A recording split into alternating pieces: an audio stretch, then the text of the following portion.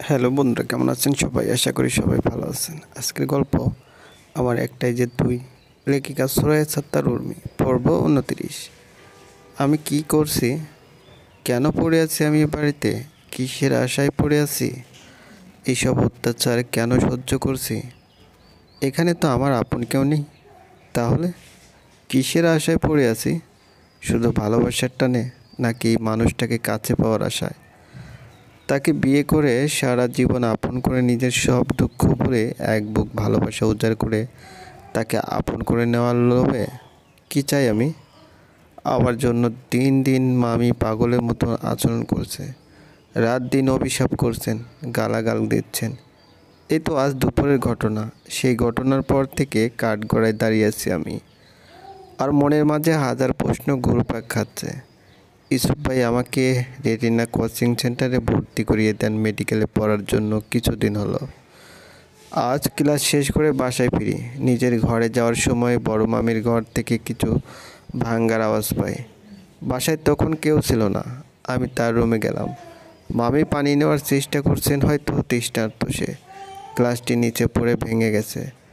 মামা মারা যাওয়ার পর থেকে মামি বিছানা নিয়ে ফেলেছেন। আমি তার কাছে যেয়ে ক্ষীণ স্বরে বললাম, মামি কিছু লাগবে? মামি কিছু বললেন না, তীক্ষ্ণ চোখে তাকিয়ে রইলেন। আমি কাছে গিয়ে তাকে পানি দিলাম। তিনি খেলেন না, মুখ ফিরিয়ে অন্যদিকে চেয়ে রইলাম। আমি নীরবে ছোট শ্বাস ফেলে পানি রেখে চলে যেতে নিতেই তিনি শক্ত কণ্ঠে বললেন, তুই কীভাবে ভাবলি তোর হাতের পানি আমি খাবো? তুই লোভী। তোর মতো লোভী মানুষ আর একটা আমি দেখিনি। এত লোভ তোর আমার ছেলেকে ফাঁসিয়ে আমার কাছ থেকে কেড়ে নিতে চাস? নিজের রূপ দেখিয়ে আমার ছেলেকে বশ করেছিস। এত রূপ দেখানোর শখ তোর পতিতালয় যা, রাত দিন রূপ দেখে ইনকাম করতে পারবি না? তুই তাদের থেকে নিকৃষ্ট। তার নিজের শরীর বেঁচে তো খায়, কিন্তু তুই অন্যের ঘাড়ে বসে খেয়ে যাচ্ছিস। তাকেও বশ করেছিস, আমার সন্তানকেও আমার কাছ থেকে কেড়ে নিচ্ছিস। আমাদের জীবন জাহান্নাম বানিয়ে ছেড়েছিস তুই। আমি তোকে অভিশাপ করি তোর জায়গা নরকেও না হয়। একটানে কথা বলে মামি হাঁপিয়ে উঠলেন। তার সামনে আমি দাঁড়িয়ে কান্না করতে লাগলাম। এতটাই খারাপ আমি? মামির চোখে বিষে পরিণত হয়ে গেছে আমি। দৌড়ে ঘরে চলে আসলাম। এ বাসায় আর থাকতে পারবো না আমি। যেভাবে হোক বের হতে হবে আমাকে, এসব ভাবছি। মধ্যরাত ব্যাগপত্র গুছিয়ে ফেলেছি, চলে যাব। আর সহ্য হয় না। কেন এমন হচ্ছে? একটি হাসি খুশি পরিবার এভাবে ভেঙে যাচ্ছে শুধু আমার জন্য। এই তো রাতের খাবারের টেবিলে খাবারের জন্য মাত্র বসেছিলাম আমি বড় মামা মারা যাবার পর থেকে আলাদা রুমে খেতাম। আজ ইউসুফ ভাইয়ার জেদের কারণে নিচে যেতে যেতে হয় খেতে। তখন শুরু নানুমার মিশুপের কটু কথা। এ মেয়ে এখানে কি করছে? আমাদের সাথে খাবে আজ থেকে? ইউসুফ, দিন দিন তুমি বাড়াবাড়ি বেশি করছো না ওকে নিয়ে? বাড়াবাড়ি কী আছে? সবাই এখানে খাচ্ছে তো ও কেন একা খাবে? ও এখানে খেলে আমি খাবো না ভাইয়া। খাবার টেবিল ছেড়ে দাঁড়িয়ে গেল মিশুপি। নানুমাও রেগে আগুন। এক কথা দু কথা ঝগড়া শুরু হলো। ইউসুফ রেগে মেগে বেরিয়ে গেলেন, আর নানুমা আর মিশুপের কথার বর্ষণ শুরু, যা একেবারে গিথে গেল। এবারে কথাগুলো ছিল পুরোটা আমার মাকে নিয়ে, যা মানতে আর পারলাম না। শটান হয়ে দাঁড়িয়ে সেখানে ধাতস্থ করে ফেললাম, এখানে আর না। বাসার সবাই ঘুম, এখন বাসা থেকে বের হওয়া উচিত। এভাবে পা বাড়াতে ইউসুফ ভাই ঢুকলো আমার রুমে ঢুলতে ঢুলতে। তাকে দেখে বুকে মোচড় দিয়ে উঠল। তিনি আমার সামনে দাঁড়ালেন। তার রক্তবর্ণ চোখ মুখ দেখে হু হু করে কেঁদে উঠল আমার বুক। তিনি আমাকে জড়িয়ে ধরলেন, হাওমাও করে কেঁদে উঠলেন, আর বারবার বলতে লাগলেন, বাবুই পাখি, আমি খুনি, আমার বাবার খুনি। আমার জন্য আজ বাবা নেই, আমি দোষী। তোমার মার, মিশুর বাবার না আমি যেতাম না এ হতো।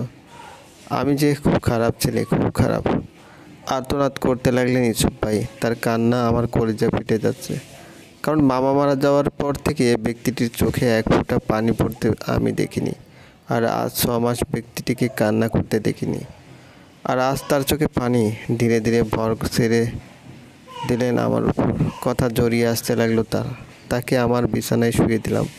ইসুফ ভাই আমার হাত ধরে তার বুকের সাথে জড়িয়ে নিলেন আর ফুঁপিয়ে কান্না করতে লাগলেন।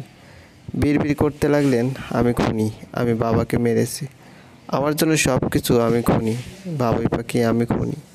বলতে বলতে তিনি চোখে বুঝে নিলেন আমি আজ তাকে ছেড়ে যাচ্ছি। কথা জানার পর হয়তো আর ক্ষমা করবেন না আমায়, কিন্তু আমাকে যে যেতেই হবে ওনার ভালোর জন্য, সবার ভালোর জন্য। এসব ভাবতে ভাবতে তার হাত থেকে আমার হাত ছাড়িয়ে উঠে পড়লাম। সামনের দিক পা বাড়াতেই আমার অন্যায় টান পড়ে, ভয় পেয়ে যাই আমি। ইসুফ ভাই উঠে গেল না তো? ভয়ে ভয়ে পিছনে তাকিয়েতেই দেখি ইসুফ ভাই শক্ত করে মুঠ করে আছে ওড়নার কোনা।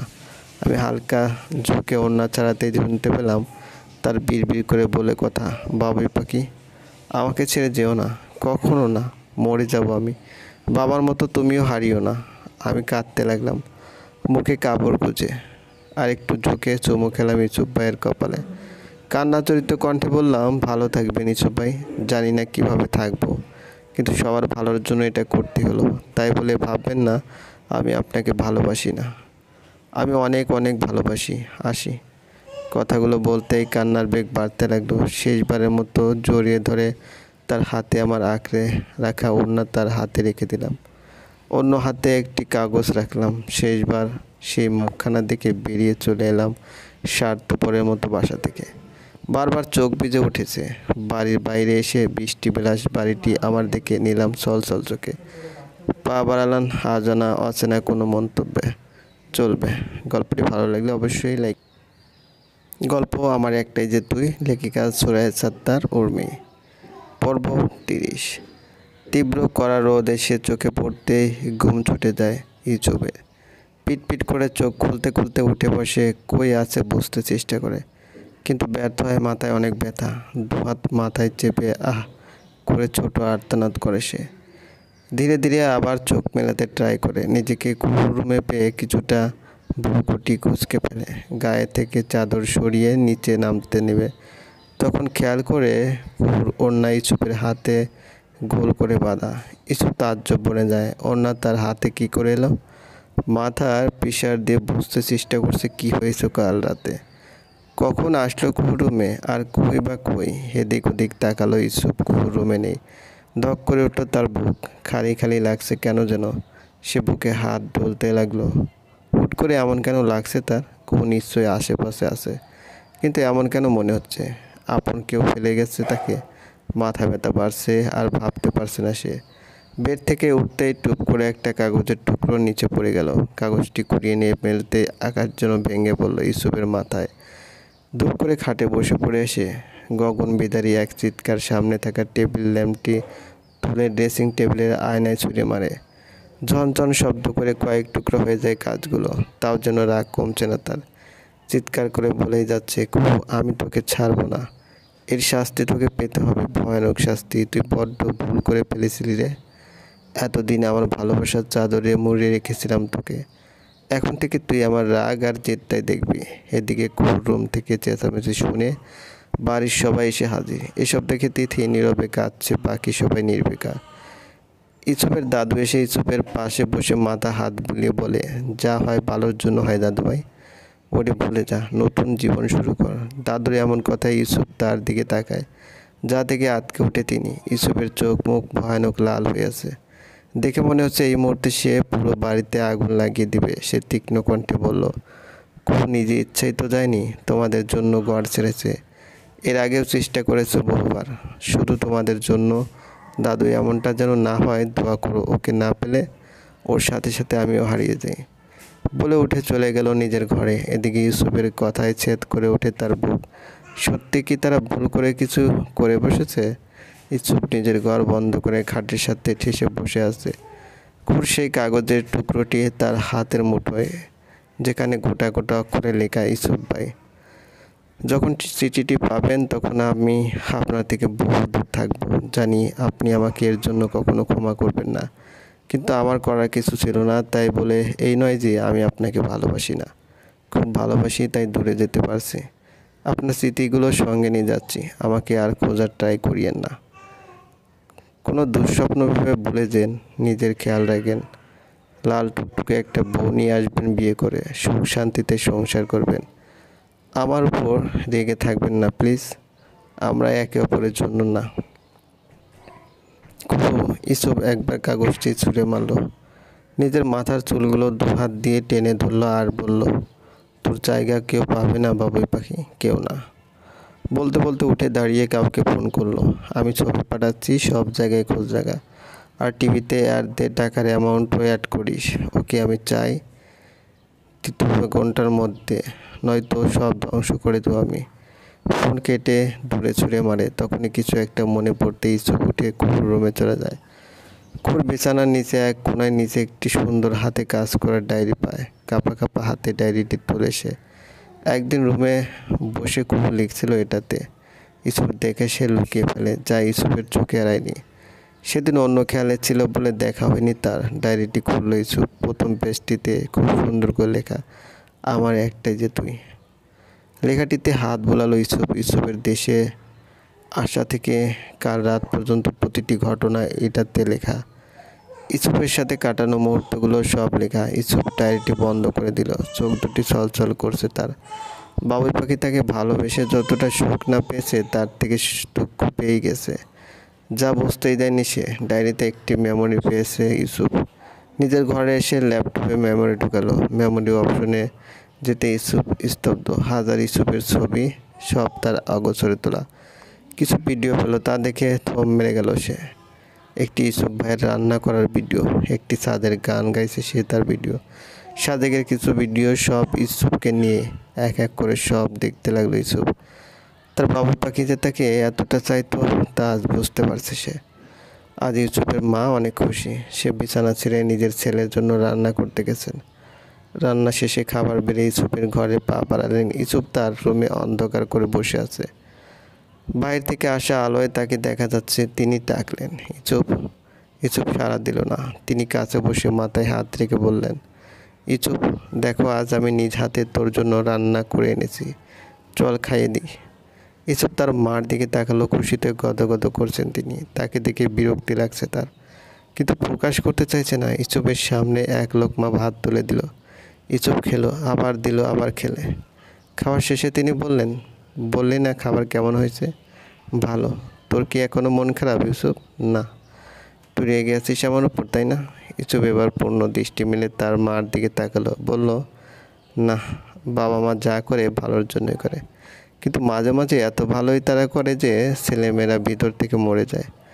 হাসলো ইসুপ, বেদনাদায়ক হাসি। এমন কথা শুনে বুকে গিয়ে লাগলো ইসুপের মার।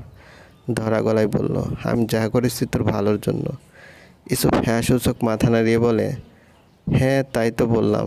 এতে তোমার ছেলে খুশি নাকি ভিতরটা পুড়েছে বা মরেছে তা দেখলে না একবার? তার ভালোবাসার মানুষটিকে দূরে ঠেলে দিয়ে ভালো থাকার কারণ নিয়ে গিয়ে বলছো তোর ভালোর জন্য করেছি। ইসুপের মা কাঁদছে। ইসুপ বলল, আম্মু ঘর থেকে যাও, তোমার বিরক্ত লাগছে, তোমার কান্না সহ্য হচ্ছে না। ইসুপের মা বিলাপ শুরু করে বললেন, ওই মেয়ের জন্য আমাকে তোর বিরক্ত লাগছে? আমি কি ওই মেয়েকে তাড়িয়ে দিয়েছি নাকি? সে নিজেই গেছে, তোর জন্য মুখ বুজে ওকে মেনে নিলাম। তার ছেলে হাসি হাসলো ইসুপ। দিনরাত যাকে পতিতালয়ের সাথে তুলনা করেছো, অভিশাপ করেছো, তাকে কবে মানলে আম্মু? চমকে তাকালো ইসুপের মা। তোতলাতে তোতলাতে বলল, আমি কখন? ইসুপ ছোট শ্বাস ফেলে বলল, আমি সব জানি, যা জানা কথা, যা অজানা কথা। ইসুপের মা ভয় পেয়ে গেল। বলল, কি জানিস? অনেক কিছু। ইসুপের মা চুপসে গেল। মিনমিন করে বলল, কি? ইসুপ তার মার দিকে ঘুরে বসলো, তার মুখ পানে তাকালো। মুখে চিন্তার ছাপ। ইসুপ হাসলো। তার বোকাশোকা মায়ের মাঝে এত কুটিলতা দেখে নিজে বিস্মিত। ইসুপ বলল, আম্মু তুমি ওকে নাজায়েজ বলছো কেন? ওকে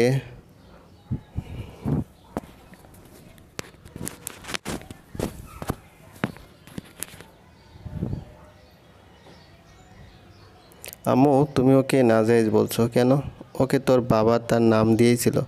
তাহলে কেন এতটুকু মেয়ে এসব বলে তার কোমল মনটা নষ্ট করলে? তুমি না তাকে মেয়ে মানো? ও তো সহজ সরল ছিল, সবার কাছে একটু আদর ভালোবাসা চাইতো। যাকে নিজের হাতে তুলে খাইয়ে দিতে, তাকে কি করে এসব বললে আম্মু? তুমিও তো মা। এক মা আর এক মার সন্তানকে কীভাবে খারাপ বলতে পারে?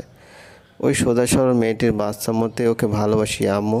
চরিত্রহীনের ট্যাগ ওরে না লাগিয়ে তোমার ছেলেকে লাগাতে। তোমার ছেলে যে অনেক বড় হাত এসবে। ইউসুফের মা কেঁদে যাচ্ছে। নিজের করা ভুলগুলো তার ছেলে এভাবে তুলে ধরবে ভাবতে লজ্জায় মরে যেতে ইচ্ছে করছে তার। সে নীরব রইল। ইউসুফ দাঁড়িয়ে কঠিন গলায় বলল, দোয়া করো আম্মু, কুহুকে যেন ফিরে পাই, নয়তো তোমার এই ভালো ছেলেটা আর ভালো থাকবে না। দিলটা হয়তো মরে যাবে তার। বলে বাইরে চলে গেল ইউসুফ। আর ঢুকরে কাঁদতে লাগলো ইউসুফের মা। সত্যি কি সে তার ছেলেকে চিরতরে হারিয়ে ফেললো? চলবে। গল্পটি ভালো লাগলে অবশ্যই লাইক করবেন, কমেন্ট করে জানিয়ে দেবেন। ধন্যবাদ, ভালো থাকবেন।